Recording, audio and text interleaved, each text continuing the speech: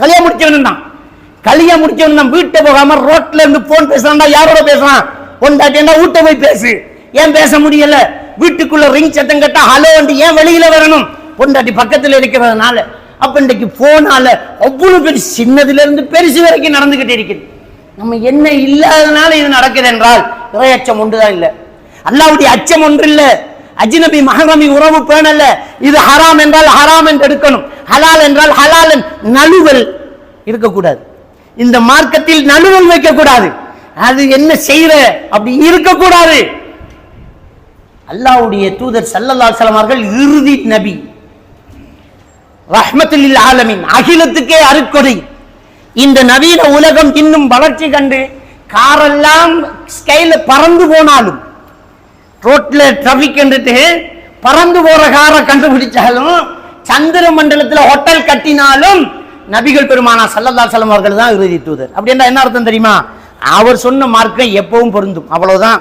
இதை புரிஞ்சுக்கோங்க. இந்த காலத்துக்கு பொருந்தாது, இந்த கம்ப்யூட்டர் யுகத்துக்கு இது பொருந்தாது என்று கழிக்கிறதுக்கு இங்கே எதுவுமே கிடையாது.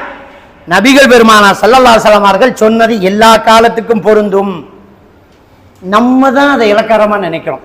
நம்ம மார்க்கத்தின் பெருமதி நமக்கு வழங்க மாட்டேங்குது. சூரத்துல் மாயிதாவினுடைய 3வது வசனம் அருளப்பட்டது, அல்யௌம அக்மல்து லக்கும் தீனக்கும் வ அத்மம்து அலைக்கும் நிஅமதி வ ரதீது லக்குமுல் இஸ்லாம தீனா. இன்றோடு இந்த மார்க்கம் பூர்த்தியாக்கப்பட்டு விட்டது, என்னுடைய அருள் பூர்த்தியாக்கப்பட்டு விட்டது, உங்களிடத்தில் ஏற்றுக்கொள்ளப்பட்டது இஸ்லாம் ஒன்றுதான் அப்படிங்கிற அந்த அந்த மாயிதாவினுடைய 3வது வசனம் இறங்கின உடனே உமர் ரலியல்லாஹு தஆலா அவர்களிடம் ஒரு யூதன் கேட்கிறான், இப்படி ஒரு வசனம் எங்களுக்கு மட்டும் இருந்திருந்தால் அதை ஒரு பெரும் விழா கொண்டாட்டமாக அது இறங்கிய தினத்தை குதூகலமாக கொண்டாடுவோங்கிறான். அப்ப உமர் ரலியல்லாஹு சொன்னாங்க, விழா கொண்டாட மாட்டோம், ஆனா எப்ப இறங்கின எங்களுக்கு தெரியும். அரபா மைதானத்தில் நபிகள் நாயகம் ஸல்லல்லாஹு அலைஹி வஸல்லம் அவர்கள் இருக்கும்போது ஹிஜ்ரி 2 துல்ஹஜ் பிறை 9 ஒட்டகத்தில் அல்லாஹ்வின் தூதர் இருக்கிறார்கள். இந்த வசனம் இறங்கியது எங்களுக்கெல்லாம் ஓதி காட்டினார்கள், எங்களுக்கு நன்கு தெரியும் என்றார்கள். மார்க்கம் பூர்த்தியாக்கப்பட்டாச்சு, இடைச்சர்கள் இல்லை, இன்னொன்று வராது, இருக்கிறது கன்ஃபார்ம், இருக்கிறது இறுதி காலம் வரைக்கும் பொருத்தம். அப்படி என்ற விஷயத்தை நபிகள் நாயகம் ஸல்லல்லாஹு அலைஹி வஸல்லம் அவர்களுடைய இந்த மார்க்கம் நமக்கு சொல்லி காட்டுது. அப்புறம் எதுக்கு நம்ம தேவையில்லாத அனாச்சாரங்களை எல்லாம் கொண்டு வரணும்? அவன் மாதிரி முடிவெட்டணும், இவன் மாதிரி செருப்பு போடணும், அவன் மாதிரி வீடு கட்டணும், இவன் மாதிரி பட்டி வியாபாரம் கொடுக்கல் வாங்கல் பேர் எல்லாம் மாறி இந்த business multi level marketing pyramid system இதெல்லாம் கொண்டு வரான். வட்டிக்கு வேற பேரு.